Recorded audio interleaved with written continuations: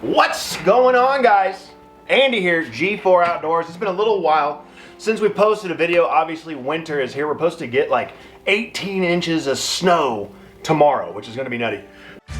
Well, here's a little story about two friends that came together, and we started up a YouTube just to talk about whatever. We're on a boat catching big bass and smashing them cats, from review videos to just making you laugh. Cause we got guns, we got knives, we got fishing, we got hunting, we got everything you like, so hit that subscribe button. We're in the outdoors, doing things that we love. We're talking guitars, girls, green grass, and guns. But yeah, fishing's kind of calmed down. We're kind of done with that for the moment because winter is here and we don't like being cold as much as you guys might. But today's video is about a new purchase because recently, well not recently, it's been probably like 6 months that I bought the Canik TTI Combat, which was probably the biggest letdown I've ever had in the firearms market. And I thought for sure Canik, because we like Canik over here at G4 Outdoors, collaborating with TTI Combat, there's no way they're going to drop the ball on this one. That gun has had a failure to go into battery on pretty much every single magazine. No matter which magazines I do, I even bought new Canik TTI magazines, they do the same thing. No matter which ammo I tried running, 115 grain, 124 grain, 140, whatever, you name it. We tried it all. Failure to go into battery. All the time. As you guys saw from the first couple videos that we've done on this firearm, we have had a little bit of issues with it. Nothing crazy, nothing super crazy. Okay guys, we're back. I've just had, within 18 rounds, probably 10 failures to go back into batteries. You can see there's another one right there. Let's just see what happens, see if it keeps doing it, right? I'm gonna put my ears in just because it's kind of annoying me. That went. Failure to go into battery. That went. Failure to go into battery.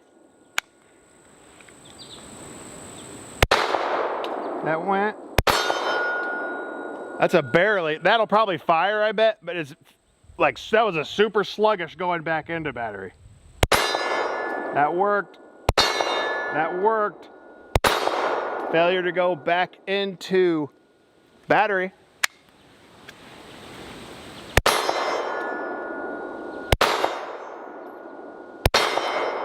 Failure to go back into battery. Canik, come on, send me this spring that's gonna fix all my issues with your firearm that I spent so much money on.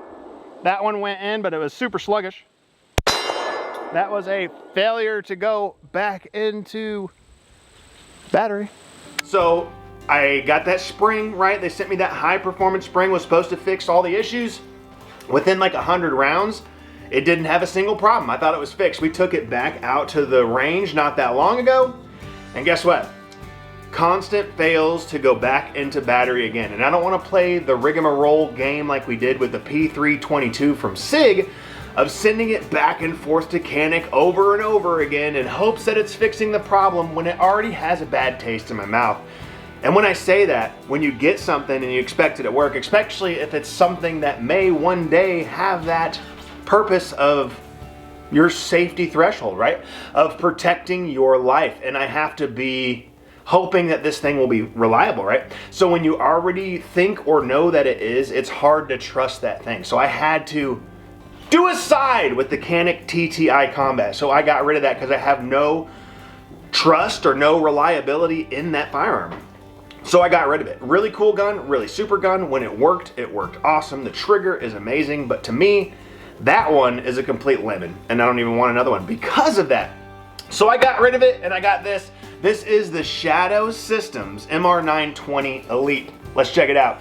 All right, guys, we're back. I figured I'd throw you up top here for a little bit better of a view. Like I said, this is the ShadowSystems. This is the MR920 Elite. And as you guys know, over here at G4 Outdoors, we are not Glock fanboys at all. We're not even Glock fans. I've never been a fan of the Glock triggers, and I hate Glock's ergonomics. But up at our local Academy of Sports, I've been messing with this every now and then. I would just, check it out behind the counter. Let me see it. Let me check that thing out real quick, bro. Hand me it. Let me see it. Let me feel it. And it's super comfortable. It still has that Glock look, but the changes in the way the backstrap is, the swell, kind of like on the beaver tail, not having that thumb spot on the frame anymore, having a little ledge to perch for your thumb to hold the front of the muzzle down. Like, I like the ergonomics of this pistol. The stippling is amazing. But one of the dumb things at Academy Sports, one of their rules, you're not allowed to dry fire pistols before purchasing up there. And I did mess with this a little bit. This is like a little unboxing, re-unboxing, so I unboxed it and put it all back together. The trigger on this kind of sucks for what you get. For how much you pay for this gun, I'm not a fan of the trigger. It's real Glock similar. But I got fixes for that. I planned on spending a little bit more money into this gun to make it a really, really good firearm. So yeah, I do have things coming up that I'm gonna be doing to the trigger and some other stuff on this as well. But let's go ahead and check it out. You get this cool little box, like always, and you have a cool little range bag right here. ShadowSystems, pretty sick. I do like this little range bag. Right here, when you open it up, you have a really cool user's manual, and I actually do mean that, because most of the user manuals for these firearms are trash. Canik TTI's was actually a pretty good manual.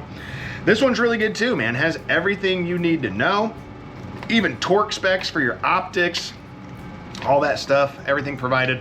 Really pretty cool manual. You're gonna get a little package with some of their included Loctite to use on your optics, your red dot. Don't use this on your threaded barrel or anything like that. It comes with an extra little O-ring keeper to help keep your thread protector on, most likely, because I doubt you're going to use that for a compensator. Speaking of compensator, that is something I also purchased. You're going to get a few sets of screws for your optics, and in here it shows you what to use for what. So that's like stage 1, stage 2, stage 3, blah, blah, blah. Other bits, other pieces, other parts that you may or may not need for this firearm. I do like it when these manufacturers actually provide other mounting screws for different optics, right? Vortex, Holosun, Loophole, you name it. I'm glad they have that stuff.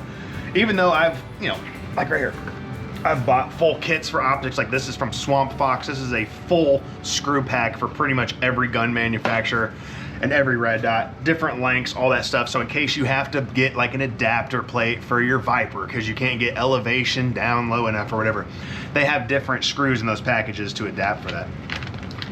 You're also gonna get another package right here that will have, it looks like a little punch, a little drift pin punch to knock some holes out and stuff. A little locking block for this. So you got different backstrap swells. One that's probably more of, this reminds me of the Glock. Like I said, I hate this back little bump on the swell. So this is probably gonna make it feel more like a Glock. Looks like something a little slimmer, like a standard, maybe something more a little 1911-ish kind of, grip feel. But I do love the stippling on this, man. The stippling is really, really nice, and I'm glad they provide these extra back straps as well. But the one that's on here straight from the factory, I do love the way it feels right out of the box. This one also came with 2 magazines. These are the Glock, probably like Glock 19, right? Your 9mm 15 round magazines. These are PMags. So these are cheapo mags. Like you can get these for like under 20 bucks at any probably retailer that sells firearms in your area. And these are a dime a dozen, right? Grab yourself 100 of these things and you're good to go for a pretty nice little range day, right? So it does come with standard Glock magazine. These are the PMags. I would like to have some metal, feed ramps for the magazines, but I don't know, it is what it is, man. These are a dime a dozen, no big deal. Just keep buying them. They're not expensive by any means. Yeah, it comes with 2 PMags. And like I said, this is a pretty decent range bag, right? You got some space for some stuff, some slots to hold your magazines, and you have like a felted inside, right? And this is where the firearm is. And before we get into this, let's go ahead and lock this back. Check it out. She is empty, no magazine in this firearm right here. And it is a really gorgeous, gorgeous looking firearm. As you can see right here, thread protector already kind of spinning off. So that O-ring, I might throw it on here in a second to just remember to do that. But yeah, we are clear. Let's go ahead and drop that firing pin. Like I said, I'm not a fan of this trigger at all. I'm really not, but that is the only one complaint I have about it. It does have tritium sights, so this will light up crazy during the day. It's got a really bright, greenish yellow to it. All the lights cut out. You get a little bit of that radioactive material, right? So that light will actually glow in the dark, which is super, super sick. It is already optics cut. I think this fits the majority of the RMSC platforms. I will be throwing a Vortex Defender. This is the CCW. A little smaller window, but it should fit on there. Hopefully, we'll find out. If not, I got other stuff as well. But like I said, it is a very, very cool gun, right? Really nice slide serrations as far as getting a grip on the slide to manipulate it in any way. I do love the bronze barrel. It's a nice little aesthetic. You've got the windows on here. Let's lighten the slide up a little bit. And this is not a heavy firearm by any means. It is very, very comfortable. And like I said, without the thumb slot, without the dumb Glock back well, this gun is very, very comfortable. A little high ride on the beaver tail, right? So us fatter handed people don't have to worry about slide bite. Not like I'm worried about it in the grand scheme of things anyways, but I do like to get a really high purchase on the gun, which I love. And I love having a textured slot for me and a little rail down here, right? Because usually you're just gonna get texture with nothing else, but they incorporated this little, it's almost like a speed rail, but without being super over dramatic, to get that muzzle down every time you fire. That is a super cool feature. So when I was playing with this at the store and messing with it, I'm like, that is super comfortable. I like that a lot. The mag release doesn't really bother me. It doesn't get in the way for the way I shoot at all. It's a little chunky, but I do like having a little texture on it. You do have your standard Glock pick down here to mount a light if you want to. Super cool. Like I said, threaded barrel, which I do also have their compensator coming for this because I just want to see how this performs, you know, comp or uncomped. Back sights are completely blacked out, which I'm fine with. That doesn't bother me at all because I'm just trying to find my front sight more than I am my back sights. And it also does come with a removable mag well if you want to. Makes it a little easier to get these magazines in. Nothing crazy. I believe it's plastic. It doesn't feel cold to me. But yeah, it's pretty nice. I like having that little lip down there for my pinky. My hand fits in there pretty good. Doesn't bother me at all. And the takedown and everything is super similar to the Glock, right? You're gonna pull back a little bit, drop your pins, slide forward, pull the trigger, blah, blah, blah. Nothing too crazy in my opinions. This is the stuff that all the Glock guys do to their Glocks, right? Because the Glock isn't perfect from the factory unless you're that guy, right? Unless you like that gun. Not everyone does. I don't. But the ShadowSystems MR920, this is the Elite, has all those upgrades that made what Glock is into what I wanted, right? Looks really good aesthetically, right? I'm a fan of that stuff. It's not the #1 priority, but it is a plus. It looks really good. But the ergonomics of this firearm, like I said, have completely changed the feel from what normally feels like a Glock to something different, right? This thing is super comfortable to me. But let's take a second. Let's talk about this trigger real quick. You do have a safety shoe in the trigger. You do have a safety lever, but it is the same Glock style trigger, right? You got a lot of mush in this take up to where it breaks, right? The release also is pretty long. Look at that reset. Look at that reset. Yeah, the mush, it's that Glock mush, man. It still has it. You hit the wall, you break, right? So it does have a little bit of travel in that break too, which is kind of annoying. But it's the reset that is so long that I do not like at all about this in a gun that's almost $1,000. See, I don't even know if that would have been a make or break to me at all. Like I said, at Academy Sports, they do not let you dry fire these to feel what these triggers are like, which I think is kind of important, to be honest with you. When it comes to buying a firearm, you should really get the full feel of the weapon, right? But yeah, I'm not a fan of this trigger at all stock, but that's like, to me, that's not a make or break thing, because like I said, I like making things my own, and I planned on putting a different trigger in this anyways. I don't know if I was gonna go with CMC. They made a really good trigger that I have on my AR-15 that I love a lot. I may go with them because I like the brand for what they did for that firearm. I may go with a Timney. There's a Timney trigger I was thinking about throwing on this as well.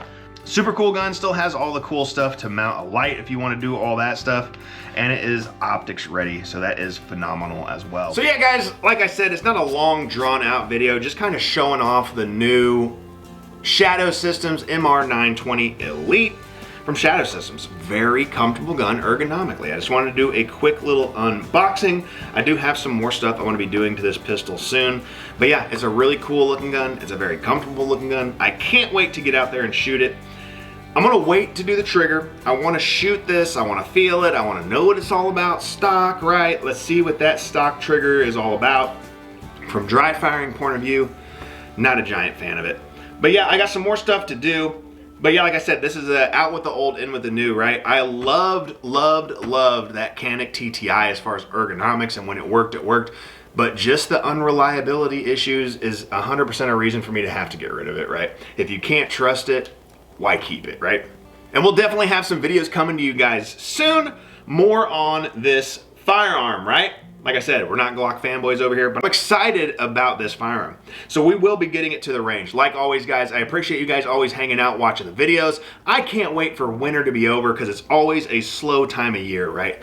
We can go shooting. I don't like being cold. Randy don't like being cold, right? We can go fishing. I don't want to be cold. Randy don't want to be cold. Those fish don't want to be cold either. We need to get spring back so we can go get on some crappie, get on some more catfish on the Missouri River, and take some of these things out and plank some steel with them.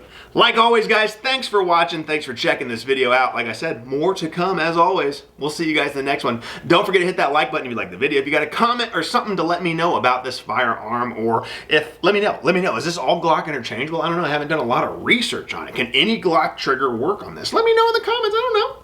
You know what I'm saying? I don't know. If you like the video, like I said, hit the like button, and always hit the subscribe button. Help us grow this channel. It definitely helps. And guys, we will see you in the next one. I'm out. Later. Monday, Tuesday, Wednesday, Thursday. I just dream of fishing while I'm going through my workday. I listen to my boss, though he's driving me berserk. Damn it, I can't take much more because my brain is really hurting. And now the bank is always calling and I don't know what to do. And I haven't bought a crankbait since like 1992. But the bass are out.